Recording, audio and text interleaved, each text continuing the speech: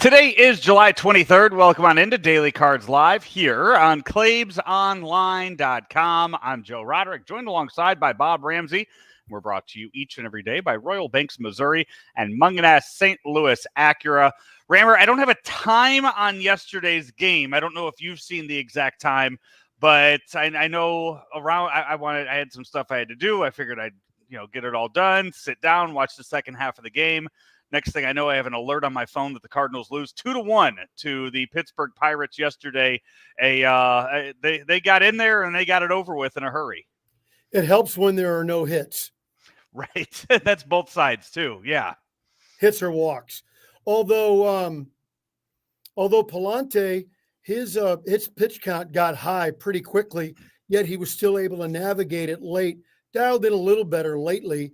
But sometimes when you go deep into counts on every hitter, it can make a game stretch on.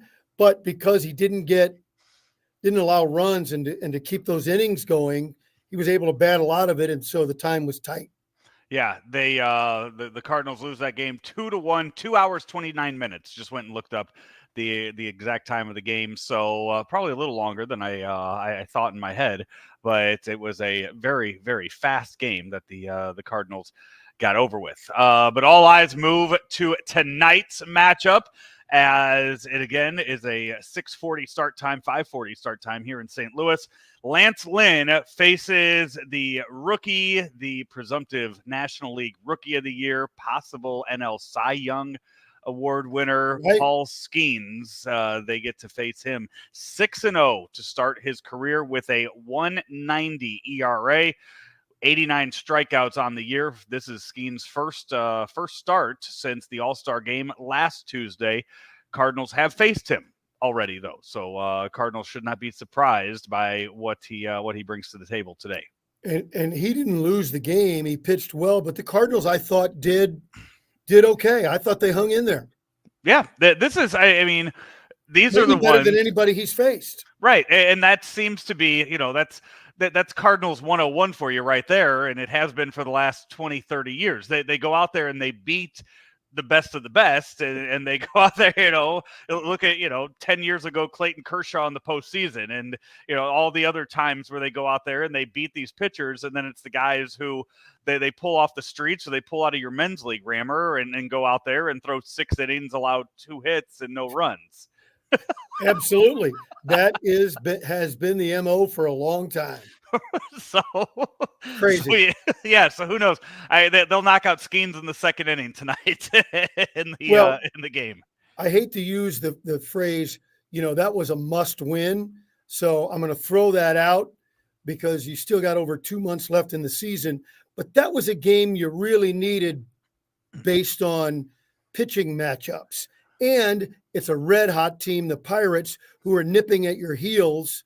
So now you've got to step your game up a couple of notches to get these next 2 games. As a team, as a manager, you're only looking at tonight. But it wasn't a must-win, but they made it tougher on themselves by losing that game. And It was a very winnable game. It's almost like we're switching roles here because I feel like there's been a lot of series lately, Rammer, where I've said game 1 was a must-win based on pitching matchups coming up, and you scolded me for that.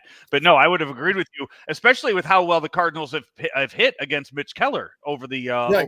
So last night, you look at it and you would have thought that, this is the game that they should have won. Yeah. Now, if they get beat 6-1. You tip your cap to Keller and say, okay, we just got to keep grinding. The Pirates are red hot and we got to get after it. But he didn't beat you, in my view. Now, I'm not discrediting him. He's a terrific pitcher. I'd love to have him. But this is an offense that's got to push more runs across if they're going to win games. The lineups are out for tonight's game, 5:40 start time at PNC Park. Lance Lynn versus Paul Skenes. The Pirates will go with this lineup. Andrew McCutchen leading off and DHing. Brian Reynolds in left. O'Neill Cruz at short. Nick Gonzalez at second. Rowdy Tellez at first. Joshua Palacios is in right. Jared Triolo is at third. Jack Sawinski is in center field. And Yasmani Grandal catches and bats last. The Cardinals will lead off with Mason Wynn at short. Alec Burleson DHs. Wilson Contreras behind the plate, Brendan Donovan in left, Nolan Arenado at third, Lars Nootbaar in right, Paul Goldschmidt at first, Nolan Gorman is at second, and Michael Ciani in center field. So the Cardinals seem to have that 1 through 8 that is going to be the same every single day. It's just a matter of who they need to put at the DH position each and every night to determine who that ninth hitter is going to be in the lineup and what they're going to switch around with that. Yeah, and I don't love Donovan hitting fourth. Not that he's not a good player. He's one of my favorite players. I love him, but I think being a cleanup hitter can affect a guy's mind. And that's my concern. I thought there was an at-bat well, first of all, he got robbed a couple of times, hit the ball right on the nose, and I was encouraged that that it was a good level swing, but sometimes I think I see him going for that launch angle, and that scares me because that's the way a guy can get into a slump. Yeah. So that game again starts in a few hours from now. We will have all eyes on Skenes once again. Probably the last time the Cardinals will see him this season. Thank goodness. Yeah. Around baseball, Rammer, a few different storylines going on. Not sure if you saw last night the Diamondback Royals game last evening, and you saw what happened in the game. Bobby Witt Jr., the young shortstop, all-star shortstop for the Royals, started off the game triple-double home run in his first 3 at-bats, and has actually had 3 hits or more in all the games that he's come back from in the second half of the year. Had a chance to hit for the cycle in his final at-bat. Diamondbacks hit him. Plunked him with the pitch, and the Royals kind of deemed it was intentional. Torey Lovello gets ejected from the game during all of that, but a lot of tensions between the Diamondbacks and the Royals. Absolutely no history between those two franchises at all. And there is now. I was going to say now we get a couple more nights of those two teams playing each other and some possibility for fireworks. I saw that it happened, but I didn't see the highlight. Do you recall where the ball hit him? I saw it earlier. I can't recall right now where it's not above the shoulders. I think it's just one of those things. Yeah.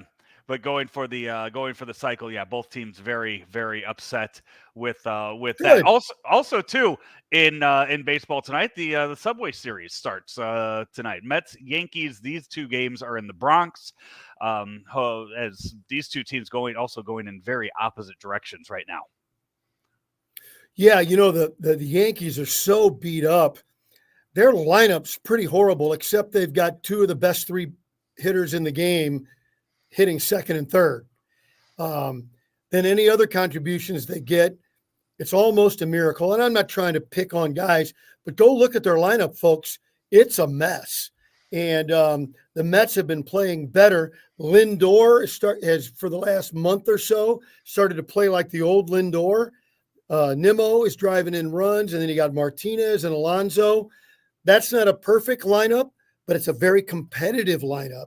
And that should be a really good series. Yeah, so you have the Yankees, who it's one of the few 60-win teams in baseball right now, and they're kind of flailing all over the place, trying to figure out what they're going to do at the trade deadline and how they're going to improve at the trade deadline. And then on the other coast, you have another World Series favorite in the Dodgers, who, by the way, are no longer the Vegas odds-on favorite to win the World Series. For the first time all year, the Phillies have overtaken them in the odds department for World Series favorites. And they're throwing out guys right now to start games for them that I don't know if many of their fans have ever heard of. River Ryan yesterday in the game, Landon Knack starting for them tonight. Dustin May done for the year. We knew that before the All-Star break. You are looking at a team that has already spent so much money, and I don't think money is an object for either them or the Yankees, but they are going to go out and try to buy whatever they can at the trade deadline to improve pitching and hitting. Yeah, and they've got to figure out lead off. Look, you got Ohtani leading off right now, and that's fun and exciting. Is he an amped up version of Schwarber? And maybe that's what they're trying to do. But when Betts comes back, that makes them better. And they're just, they got a couple other guys out, have been out for a long period of time. If they can get reasonably healthy, I think they're just as good as the Phillies. Yeah, and unless the Cardinals somehow make it into the NLCS, I would not mind seeing a 7-game series between the Phillies and Dodgers in mid-October. Yeah, it'd be great. That would be a lot of fun to see. We are winding down, getting closer and closer to the trade deadline. A week or so away from getting there and seeing what moves get made all around baseball. What's Joe's pitcher pick that you want for the Cardinals today? I change my mind every day depending on the box scores. I stick with one guy and I'm dead set on it. I'm all on Eovaldi right now. That is my number one guy right now. It's all Eovaldi for me. I know yesterday we talked about the Bob Nightingale report for the guy out of Chicago, Fetty. but I am all for that. And I believe last night the Rangers ended up winning in extra innings, beating the White Sox. That would have helped our cause for getting Eovaldi if the White Sox of all teams would have beaten the Rangers in the first game of a series. So that's it's still Eovaldi's my guy. That's who I want to see in Cardinal red. Yeah. So I'll let you know. It's getting close. I'll let you know if I come up with any more names or throw any more out there for that. That's going to do it for our show today. Rammer, each and every day, we are brought to you by Munganast St. Louis Acura and also Royal Banks. Royal Banks is a big part of our community. I always talk about, the service, which is obviously huge for Royal Banks, but they're really part of the community, and they sponsor local youth teams. They sponsor college athletics. They have huge fundraisers at Christmas time for the needy. It's just a bank that believes in service. That's what they're all about, not just service to you, the customer, but to the community. Give them a call if you're interested in switching banks or trying to make some comparisons on products. 314-212-1500, Royal Banks of Missouri, where better service means better banking. He's Bob Ramsey. I'm Joe Roderick. We will talk to you tomorrow right here on Daily Cards Live. Munganast St. Louis Acura is making room for the 2025 MDX, so that means great deals for you on the 2024 MDX. We have over 100 2024 MDX models in stock, and you get financing as low as 3.9% for up to 60 months.